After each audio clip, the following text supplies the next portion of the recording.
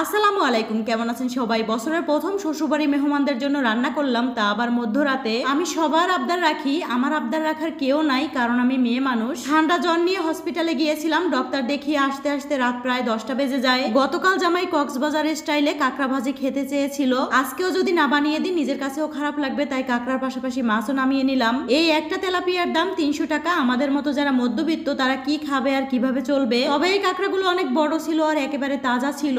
মাত্র মেয়ের জামাই বলে কথা, আমি বাসায় ভালো খাবার রান্না না করলে বাহির থেকে এত রাতে গিয়ে খাবার আনতে হবে। ভাবলাম জামাইকে আর এত রাতে কষ্ট দিব না। বাবার বাড়ির মেহমান মেয়ে বাড়িতে এসে একবেলা না খেয়ে থাকলেও কিন্তু কাউকে বলবে না। আমার সংসার, আমার সম্মান, তাই আমি ভাবছি যত রাতই হোক সবকিছুই রান্না করব। সবার আগে জামাইয়ের পছন্দের খাবার রেডি করে নিচ্ছি। কেটে ধুয়ে পরিষ্কার করে সব ধরনের মশলা দিয়ে কিছু সময় মেরিনেট করে রাখবো। বাহিরের দামি খাবারগুলো একটু চেষ্টা করলেই কিন্তু বাসায় বানানো যায়, টাকাও খরচ কম হয়।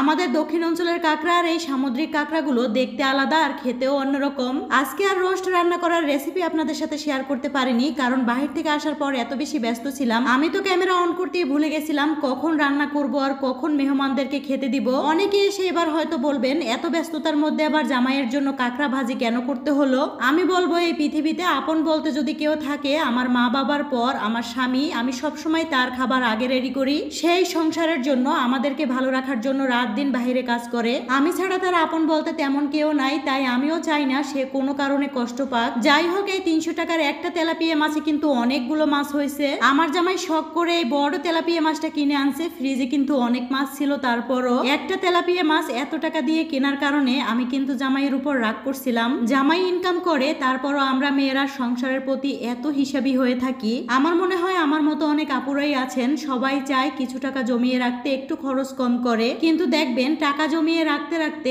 একটা সময় বয়স হয়ে যাবে, খেতে মন চাবে, তারপরও খেতে পারবো না। ওই সময় কিন্তু আবার আফসোস করতে হবে। আমার জামাইয়ের এই একটাই কথা, তার যখন যেটা করতে মন চাবে, যখন যা খেতে মন চাবে তাই করবে।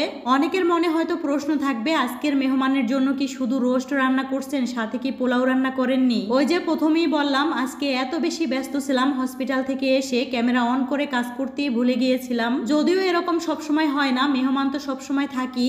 আজকে একটু অসুস্থ থাকার কারণেই এমনটা হয়েছে। যখন আপনাদের জন্য এই ভিডিওটা বানাতে আসি তখন দেখি আমার অনেক ভিডিও নেই। আমরা মেয়েরা সুস্থ থাকি বা অসুস্থ থাকি, সবসময় সবার আবদার পূরণ করি। সত্যি কথা বলতে দিন শেষে আমাদের আবদার পূরণ করার কেউ থাকে না। তারপরও আমরা স্বামী সংসার নিয়ে খুশি থাকি, কারণ আমরা মেয়ে মানুষ। এই তো মাছটা একটু বড় ছিল, তাই আমি কষিয়ে রান্না করছি। আর বড় মাছগুলো এভাবে কষিয়ে রান্না করলে খেতেও ভালো লাগে। যে সকল ভাইয়ারা আপুদেরকে বলেন সারাদিন ঘরে বসে কি করো, আমার মনে হয় তাদেরই সমস্যা আছে। যে ধৈর্য নিয়ে আমরা মেয়েরা সংসারে কাজ করি, আপনারা হয়তো বুঝবেনও না। ছোট বড় সব কাজকেই সম্মান করা উচিত। ছেলেরা যেমন বউ বাচ্চা মা বাবা সবাইকে ভালো রাখার জন্য সারাদিন বাহিরে কাজ করে, আর আমরা মেয়েরা ঘরে বসে যা করি তাও সবাইকে ভালো রাখার জন্য। তো যাই হোক, সবাই ভালো থাকবেন। আজকের ভিডিওটি এ পর্যন্ত।